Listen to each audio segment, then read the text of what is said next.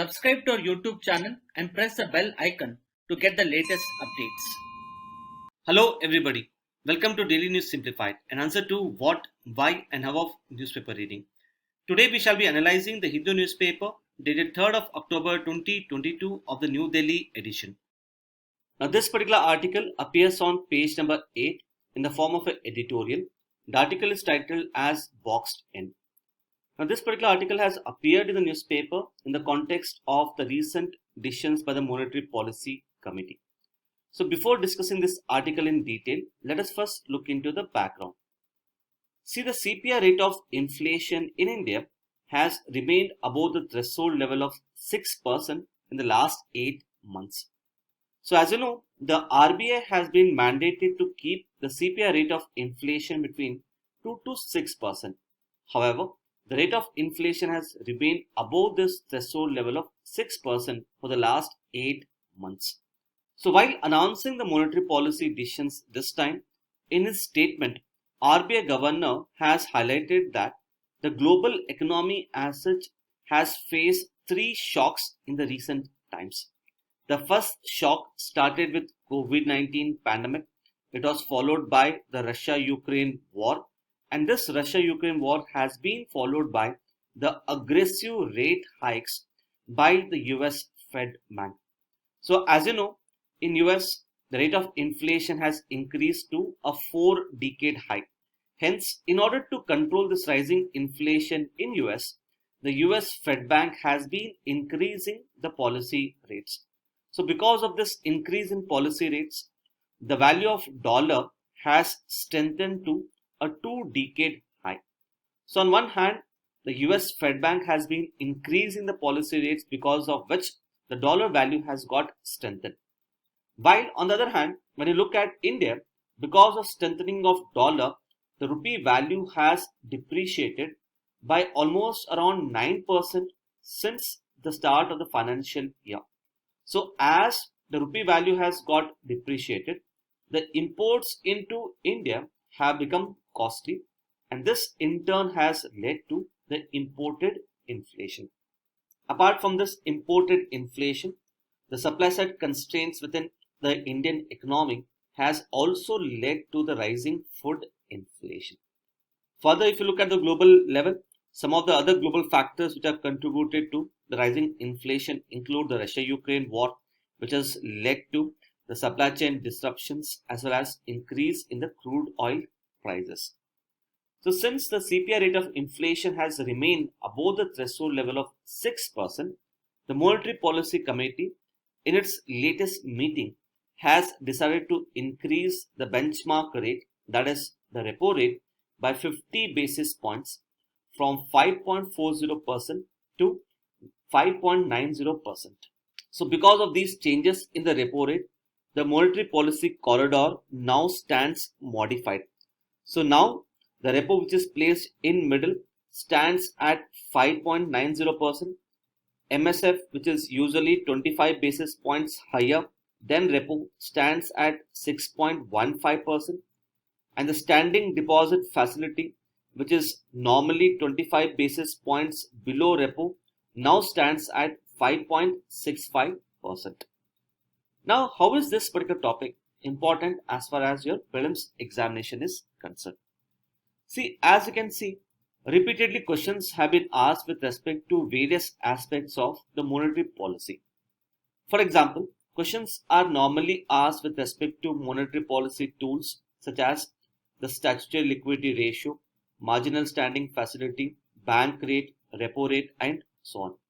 Apart from that, questions are also asked as to what does RBI normally do in order to promote economic growth during recession, or what steps RBI would take in order to control the inflation. Hence, keeping in mind the requirement of the UPSC prelims examination, we will understand the monetary policy tools such as the repo rate, reverse repo, and the standing deposit facility, and we'll also look into the concept of the monetary policy corridor. Now coming to repo and the marginal standing facility. As most of you are aware, repo is basically a tool which is used by the Reserve Bank of India in order to inject liquidity into the economy. So in a way, repo rate is the rate at which banks borrow loans from the Reserve Bank of India. So what happens in case of repo is, let's say you have a particular bank and this bank is in need of money, let's say 100 rupees. So what this bank will then do here is, it will sell a government security worth rupees 100 to the Reserve Bank of India, and then it will borrow 100 rupees. So this is the first leg of the transaction. These repos as such can be of different durations. For example, we could have an overnight repo whose duration is for say 1 day. You could have 14-day repos. You could have 28 days repo. And now we even have long-term repos ranging from 1 to 3 years. So the maturity period of repo could be like 1 day, 14 days, 28 days, or even long-term repos whose maturity ranges from 1 to 3 years. So once the repo matures, in that case, in the second leg of the transaction, the bank here will repurchase the same government security which it had earlier sold to the Reserve Bank of India. So earlier it had sold this government security worth 100 to the RBI, right? So this same government security, this bank is repurchasing from the Reserve Bank of India. The rate at which this bank is repurchasing the government security, this itself we call it as the repo rate. So if you look at the repo here, repo's duration could range from 1 day to 3 years. As I said, now we have introduced even the long-term repos. So this particular transaction where the banks are borrowing money from the RBI, this transaction itself we call it as a repo. Now as far as the rate of interest on the repos is concerned, here either we can have a fixed rate repos or the variable rate repos. When we say fixed rate repo, it basically means that the rate of interest as such, it is equivalent to the prevailing repo rate. For example, the repo rate is 4.40%. So if a bank is borrowing money from the RBI by selling the government securities, then the rate at which this particular bank will repurchase the government security will be equal to the prevailing repo rate, that is 4.40%. But on the other hand, let's say the rate of interest is a variable rate repo. So in this particular case, the rate of interest on the repo will be decided through an auction. So what normally happens is RBI will come out with a notification asking whether the banks need money. In that particular case, the banks will bid to borrow money from the RBI. So let's say you have A, B, C bank, and RBI has said that it is willing to pump in say 100 crores through the repo window. So here each of these banks will be required to bid as to how much interest they are willing to pay to the RBI. For example, Bank A could say that it is willing to pay 4.5%. Bank B may say it is willing to pay 4.6%, and Bank C may say that it is willing to pay 4.7%. So as you can see, it is the Bank C which is actually giving the highest rate of interest to the RBI. Or in a way, it is the Bank C which is having the most need of money. So accordingly, the RBI will give this 100 crores to the Bank C which is willing to offer the high rate of interest. So as you can see here, this 4.7% is a rate at which the Bank C is borrowing money from the RBI. So here, this is not same as the prevailing repo rate. The prevailing repo rate is 4.40, and that is a fixed rate repo. But here, through the auction, the RBI has decided that the rate at which it will lend money to Bank C is 4.7, and this 4.7 will then become a variable rate repo. As far as the limits on repo is concerned, banks right now can borrow only up to 2% of their net demand and time liabilities. So if the total fixed deposits as well as demand deposits with the bank is say equal to rupees 100, in that particular case, a particular bank will be allowed to borrow only up to rupees 2 through the repo window. So as far as marginal standing facility is concerned, it is almost similar to repo. That is, even the MSF is a tool which the RBI uses in order to inject the liquidity into the economy. But there are certain important differences between MSF and repo. What are the important differences? See, first and foremost, as I said, the duration of repo may range from 1 day to 3 years. But as far as the duration of MSF is concerned, it is just 1 day, which means that MSF as such is used for borrowing for an overnight purpose for a period of 1 day. Further, the MSF, it is 25 basis points higher than repo.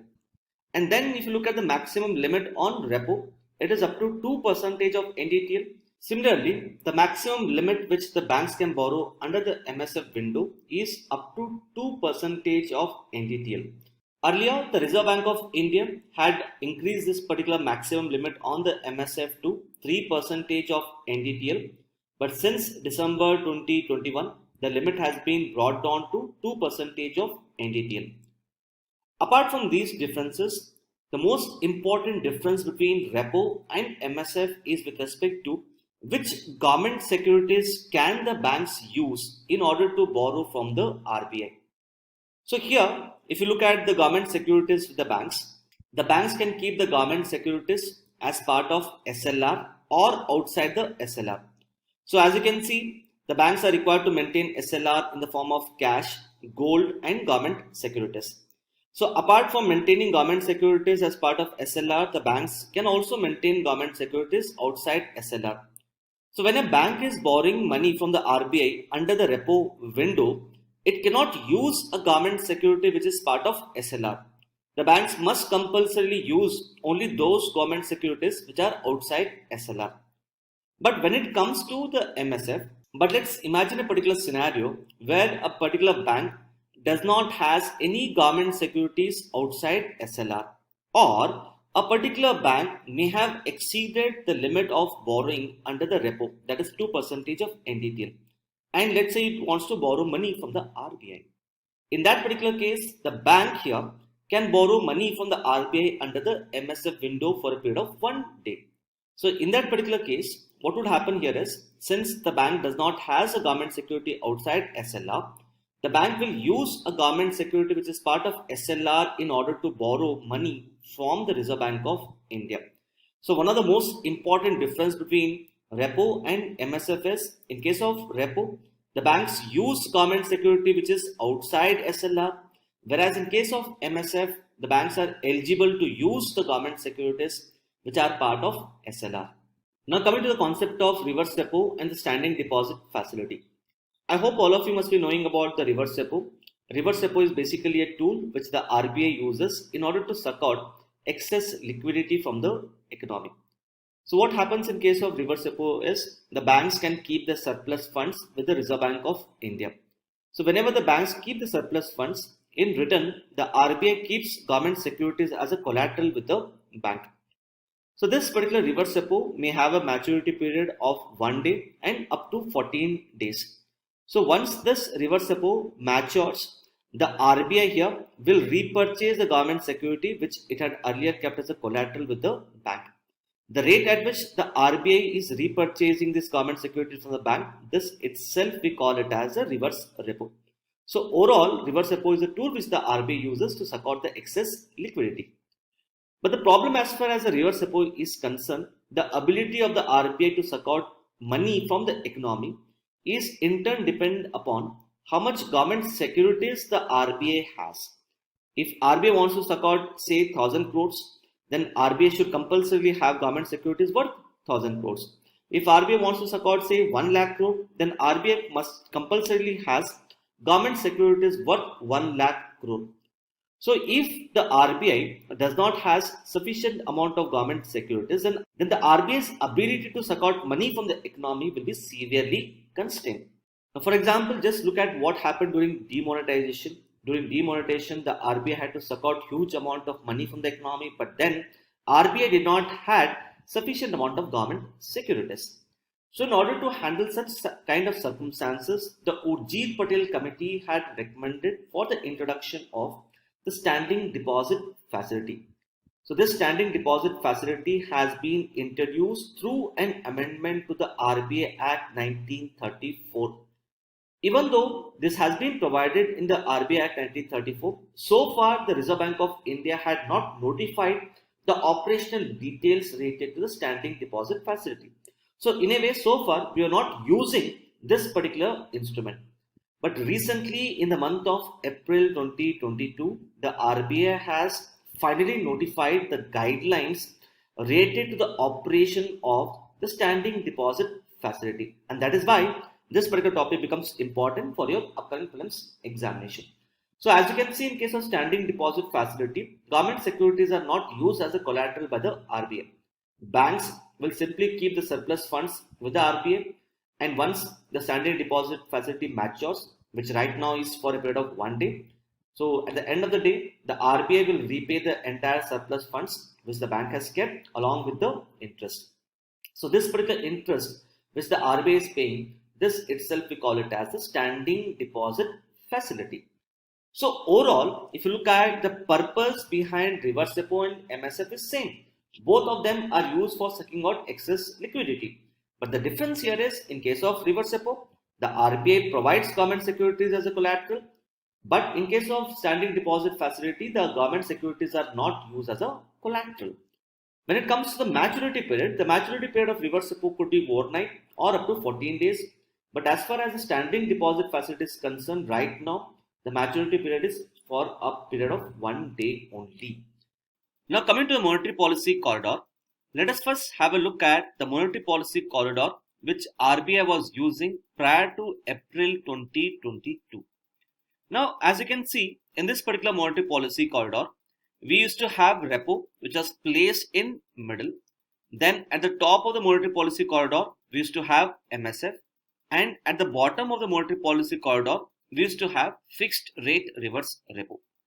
So the monetary policy corridor then included MSF, repo and the fixed rate reverse repo. Secondly, if you look at the difference between repo and the upper limit, that is MSF, this was 25 basis points. And the difference between repo and the lower limit, that is fixed rate reverse repo, this was 65 basis points. So the difference between repo and the upper limit and difference between repo and the lower limit, these two differences as such were not same. They were different. That is why the earlier monetary policy corridor was also referred to as asymmetric monetary policy corridor. Overall, if you look at the difference between the upper limit, that is 4.25, and the lower limit, that is 3.35, the overall width of the monetary policy corridor was 90 basis points. But in April 2022, the RBI has adopted a new monetary policy corridor. What are the changes in the modified monetary policy corridor? The first important change here is the fixed rate reverse repo has been replaced with standing deposit facility. So the modified monetary policy corridor has MSF, repo and the standing deposit facility, wherein now repo is placed in middle. So as discussed, now the repo rate is 5.90%. MSF continues to be 25 basis points higher than repo. So presently it stands at 6.15%. And now the standing deposit facility would be 25 basis points below repo. So now the standing deposit facility stands at 5.65%. So as you can see earlier, the fixed rate reverse repo used to be 65 basis points lower than repo. But now fixed rate reverse repo has been replaced with the standing deposit facility, and now this SDF is 25 basis points below repo. So if you look at the difference between repo and the upper limit, that is MSF, it is 25 basis points. And the difference between repo and the lower limit, that is standing deposit facility, it is also 25 basis points. That is why the modified monetary policy corridor is referred to as the symmetric monetary policy corridor. Secondly, if you look at the difference between the upper limit, that is MSF, and the lower limit, standing deposit facility, it is 50 basis points. So these are some important changes which have been incorporated in the modified monetary policy corridor. Now with respect to its functioning, as to how does this function basically. So what RBI normally does is, RBI changes only the repo rate. So the repo rate could either increase or it may reduce. So depending upon the changes in the repo rate, both MSF as well as standing deposit facility would change accordingly, which means always MSF would continue to be 25 basis points higher than repo and standing deposit facility would be 25 basis points below repo. For example, let's say the repo is increased to 6%, then automatically MSF would be 6.25% and standing deposit facility would be 5.75%. So these are some important things which one must understand as far as this particular article is concerned. Now this particular article appears on page number 14. The article is titled as PUCL report claims the abuse of Unlawful Activities Prevention Act seeks its withdrawal.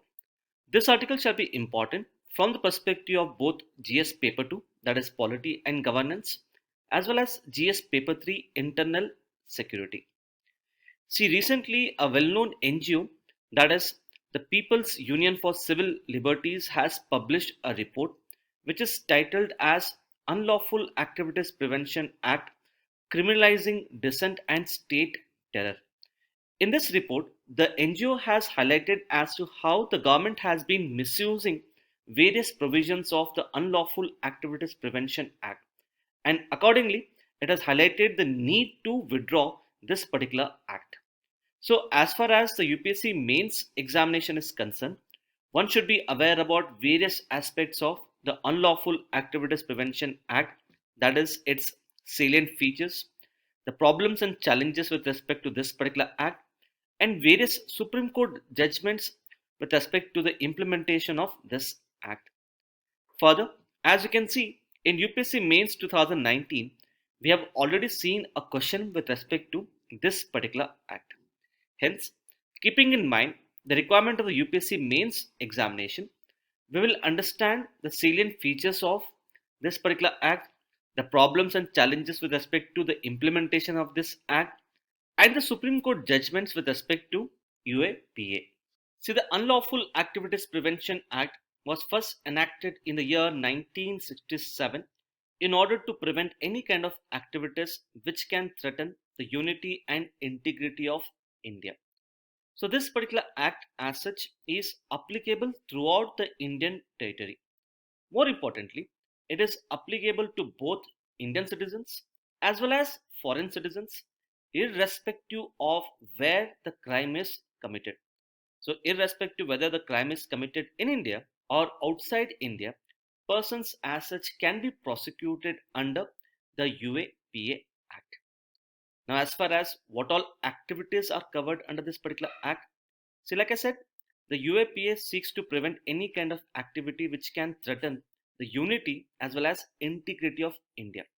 So if any person commits an act which can threaten the unity and integrity, such a person can be convicted under this particular act. More importantly, it is not just committing an act which is covered under UAPA. If a person speaks or writes anything against the unity or integrity of India, or if a person shows any signs or visible representation which can threaten the unity or integrity of India, even such persons can also be convicted under this particular act. More importantly, this particular act enables the government to declare both individuals as well as organizations as the terrorist organizations. Initially, it was only the organizations which were allowed to be declared as terrorist, but subsequent to an amendment made by the government in the year 2019, now the government has been empowered to declare even the individuals as terrorists. So in order to declare the individuals or the organizations as terrorists, the government is required to come up with a gazette notification, and this particular gazette notification then gets referred to a tribunal which has been specifically set up under the Unlawful Activities Prevention Act. This particular tribunal then goes into this gazette notification and ascertains whether the individual or an organization can be declared as a terrorist or not. Such a provision has been included under this particular act in order to prevent its misuse by the government. Now, when it comes to the investigation of cases under this particular act, the investigation of cases is carried out by the National Investigation Agency, which has been set up through the NIA Act of 2008. The National Investigation Agency has come into being after the 26 by 11 Mumbai attacks. So this NIA as such can take up case through two means. First and foremost, when an incident occurs or if an incident is likely to occur, then NIA on its own, that is suo motu, based upon the direction of the Union Home Ministry, can take up a case. Secondly, let's say a particular case has already taken place in a particular state government, and let's say the state police as such is investigating such a case. Then the Union Home Ministry can direct the National Investigation Agency to take up a case which is already under investigation by the state police. So accordingly, the case would get transferred from the state police to the National Investigation Agency. Please do understand here that there is no need for the prior consultation with the state government for the NIA to take up the case. The Union Home Ministry would have to issue a direction to NIA to take up a case which is under investigation by the state police, and NIA can then take up the case. So there is no prior consultation with the state government. On the other hand, if you look at CBI, that is Central Bureau of Investigation, in case of CBI, we have the concept of general consent. So as per this general consent, the CBI will be able to take up a case in a particular state only when such a state has given general consent to CBI to take up the case for an investigation. So if a particular state has not given the general consent to the CBI, then CBI as such will not be able to take up the case for the investigation. So unlike the general consent that is applicable for the investigations to be carried out by CBI, for the National Investigation Agency, there is no consent by the state government.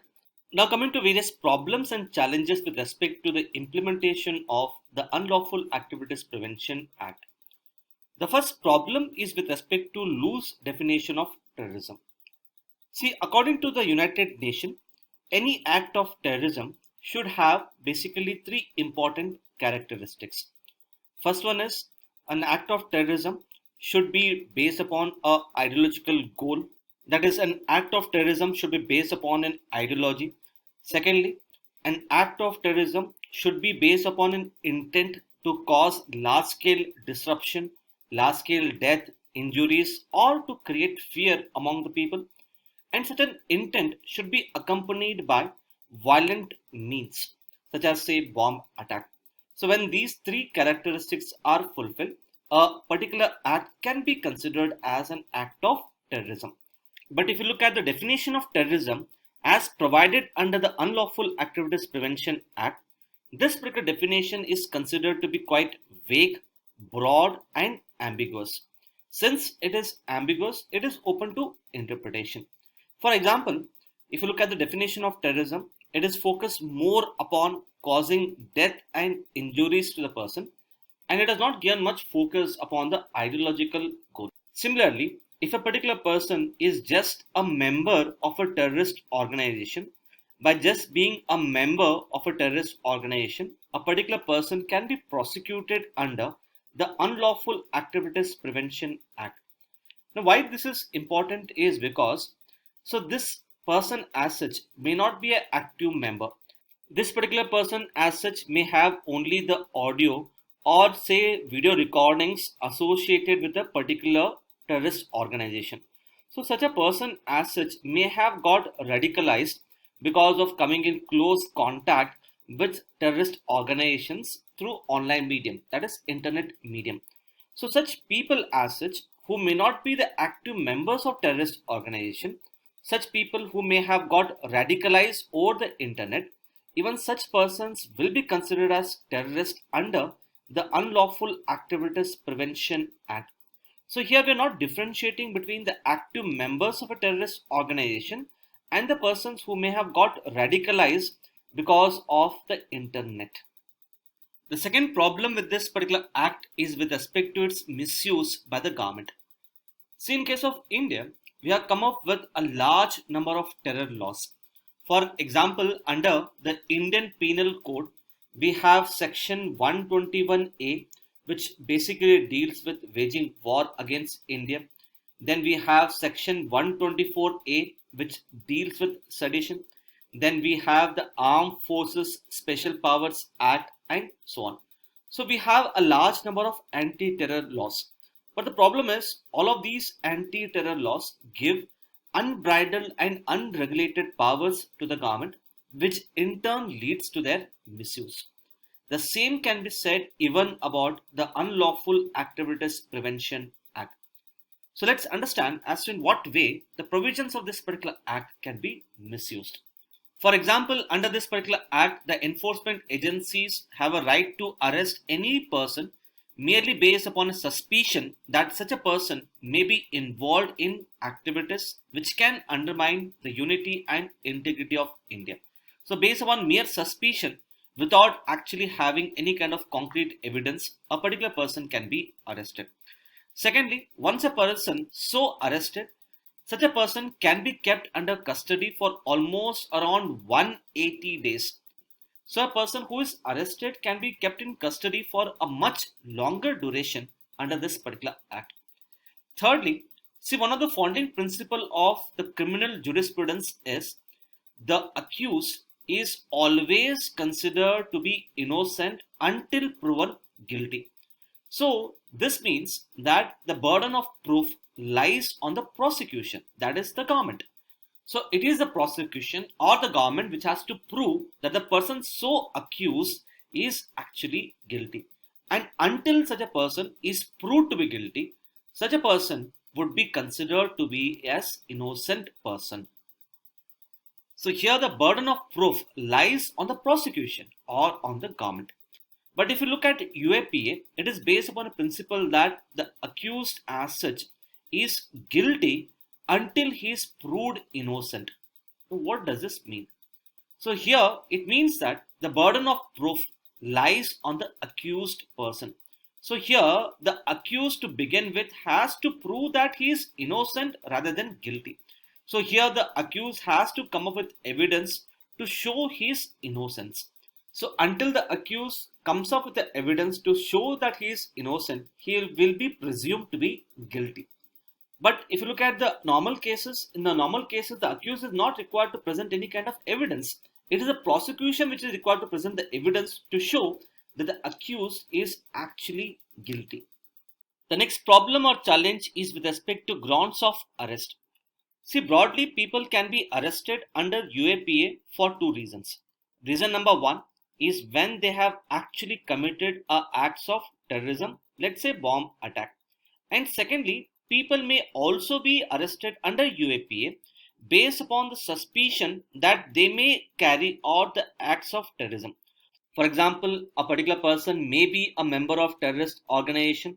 A particular person may be involved in counterfeit currency notes, which may be used for terror financing. A particular person may be involved in drug trafficking, the proceeds of which can be used for terrorism and so on. Now, if you see under UAPA, majority of the people as such have been arrested on the grounds of being members of terrorist organization. In fact, 64% of the people who are arrested under UAPA, these are the people who are arrested on the grounds of being a members of terrorist organization. So such people as such may not be involved in actual acts of terrorism, but they may be mere members of terrorist organization. For example, members may have certain sympathies with terrorist organization. Members may be carrying the audio or video recordings of a terrorist organization. So such people are normally getting arrested under the UAPA.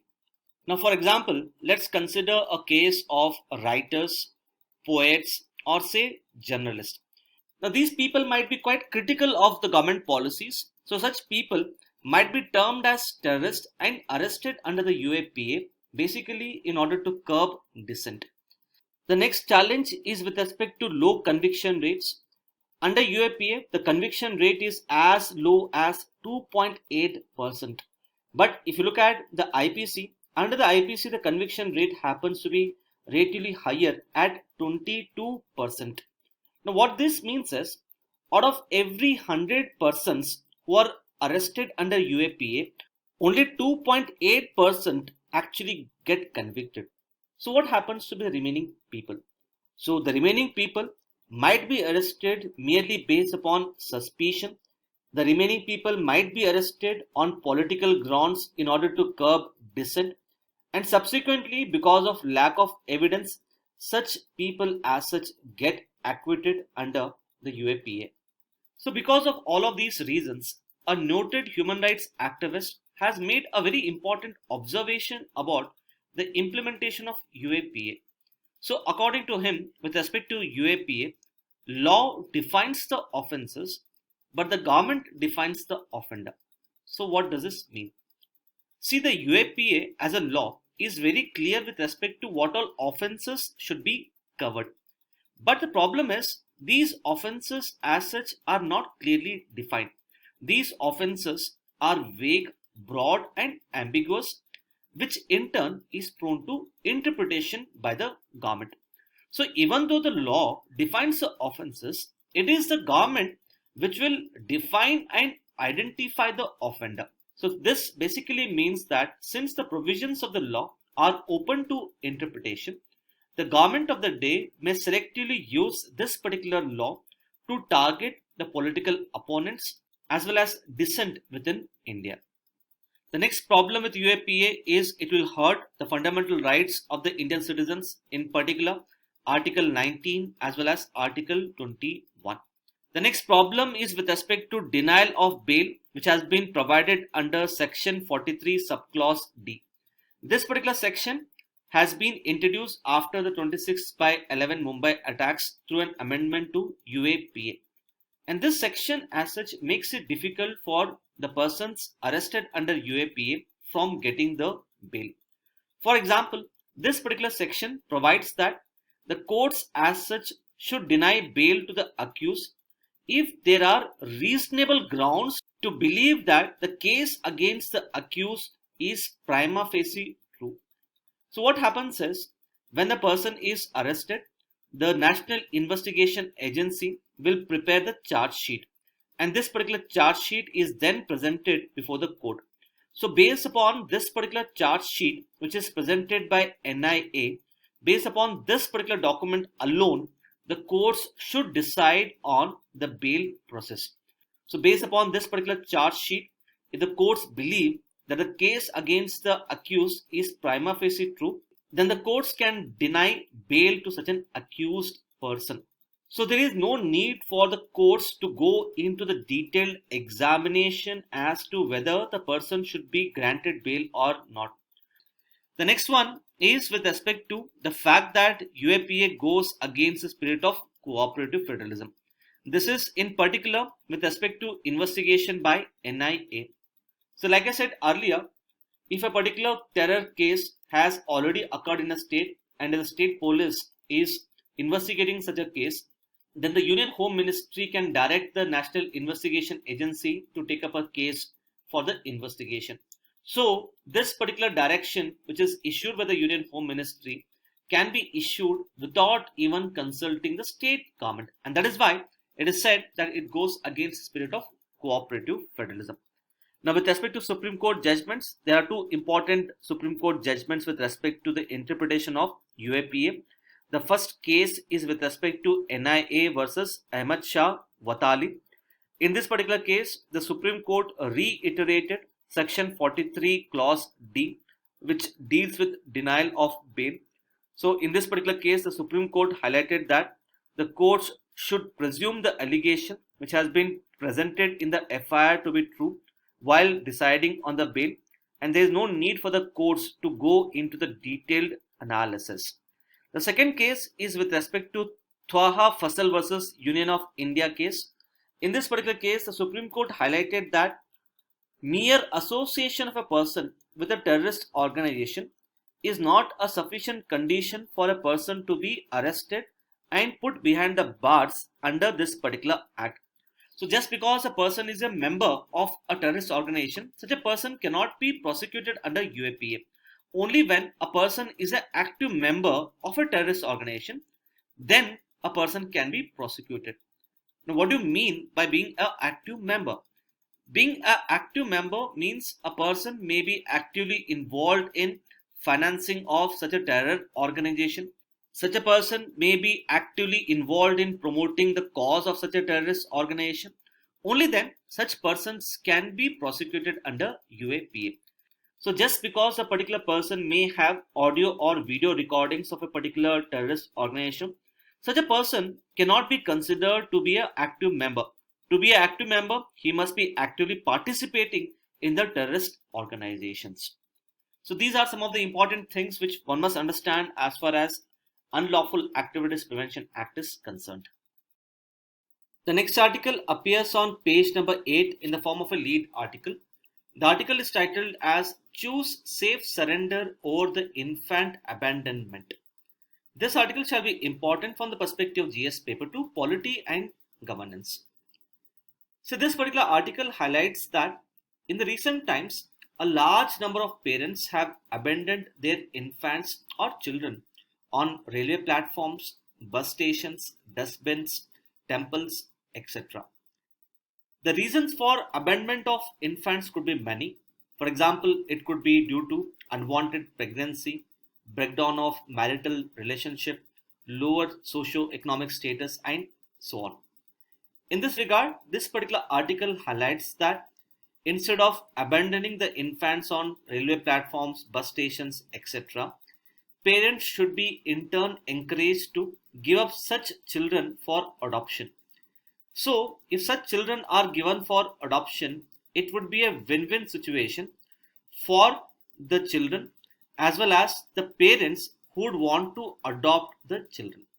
Hence, as far as the UPSC mains examination is concerned, one should have a brief idea about adoption in India. For example, what are the various laws which deal with adoption in India? What is the present status of adoption? And what are the challenges? So you need not go into a lot of details related to adoption. You just have to have a bird's eye view about the adoption. That alone should be more than sufficient. So let us look at the adoption laws in India. So in India, we have basically 3 laws which deal with adoption. First one is the Hindu Adoption and Maintenance Act of 1956, which is applicable to Hindus, Buddhists, Jains as well as Sikhs. And then we have the Guardian and Wards Act of 1890. See, presently if you look at the Muslim personal law or say personal laws related to Parsi, Christian and Jews, in their personal laws, we do not have provisions related to adoption. Hence, for the people belonging to these religions, we have the Guardian and Wards Act of 1890. And then we have the modern law, that is the Juvenile Justice Care and Protection Act. So most of you must be knowing that the JJ Act basically deals with the children who are in conflict with the law, which means children who may have committed certain offenses. For the protection and care of such children, we have the Juvenile Justice Act. But apart from the children in conflict, the Juvenile Justice Act also deals with rehabilitation and social integration for the orphan children. For example, under the Juvenile Justice Act, let's say you have parents and let's say these parents do not have the financial capacity to raise a particular kid. So these parents as such can approach the Child Welfare Committee, which is set up under the Juvenile Justice Act, and to this Child Welfare Committee they can surrender their kid. So this particular kid who is surrendered under the Juvenile Justice Act to the Child Welfare Committee would then be given up for adoption to other prospective parents. So here, rather than abandoning this infant on say railway platforms, bus stations, etc., this particular infant can be surrendered to the Child Welfare Committee under the Juvenile Justice Act. Nextly, we have the Central Adoption Resource Authority, which also stands for CARA. Now this CARA is actually a statutory body which has been set up under the Juvenile Justice Care and Protection Act. This body functions under the Ministry of Women and Child Development. The main mandate of this particular body is to regulate, monitor and promote adoption of orphaned, abandoned or surrendered children. So it basically facilitates adoption in India. So when you look at the present status of adoption in India, the number of children who have got adopted has got declined from 5,500 in the year 2010 to just around 3,000 in 2021. Apart from that, India is also facing a kind of paradoxical situation wherein on one hand, we have approximately around 26,000 parents who would want to adopt a child, while on the other hand, the number of children who are getting abandoned on streets has been increasing. That is why we need to ensure that children, rather than being abandoned on streets, they should be surrendered to the Child Welfare Committee set up under the Juvenile Justice Act, and this will in turn help us to promote adoption in India. Now coming to various challenges with respect to adoption in India. The first important challenge is with respect to inconsistencies between the two laws. That is the inconsistency between Juvenile Justice Act and Hindu Adoption and Maintenance Act of 1956. Now, what are these inconsistencies? For example, the Hindu Adoption and Maintenance Act does not prevent a single male parent from adopting a female child. On the other hand, the Juvenile Justice Act does not allow a male parent to adopt a girl child. So this is one inconsistency. Secondly, the Juvenile Justice Act provides that if a particular couple has to adopt a child, such a couple should be in a stable marital relationship. So here the stable maritime relationship means such a couple should be in marriage for at least more than 2 years. So this is a precondition under the Juvenile Justice Act. However, such a condition does not exist under the Hindu Adoption and Maintenance Act. So whenever we have inconsistencies in laws dealing with adoption, obviously it creates a confusion. It leads to inefficient implementation. Secondly, the adoption procedure in India, particularly under the Juvenile Justice Act, it is considered to be quite lengthy as well as cumbersome. Nextly, see the children who are to be adopted in India under the Juvenile Justice Act, such children are taken care in the child care institutions. So these child care institutions are required to take care of their physical, emotional and psychological needs. Now, even though the Juvenile Justice Act provides that all such child care institutions must be compulsorily registered, we have a large number of child care institutions which remain unregistered in India. Apart from that, the infrastructure of these child care institutions continues to remain in poor condition. And lastly, we do not have data related to the adoption. That is, we do not have data related to the parents who would want to adopt a child, or we do not have the data related to the number of children who are up for adoption. So what should be done in order to promote adoption in India?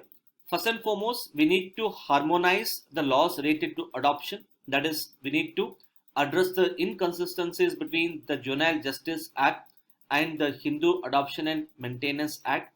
So by removing the inconsistencies, we'll be able to have a uniform and a comprehensive legislation on adoption. Secondly, as I said, right now we do not have data related to the number of children who could be adopted. So what we have to do is we would have to carry out a district level survey and get a true picture of the number of children who are either orphaned or abandoned.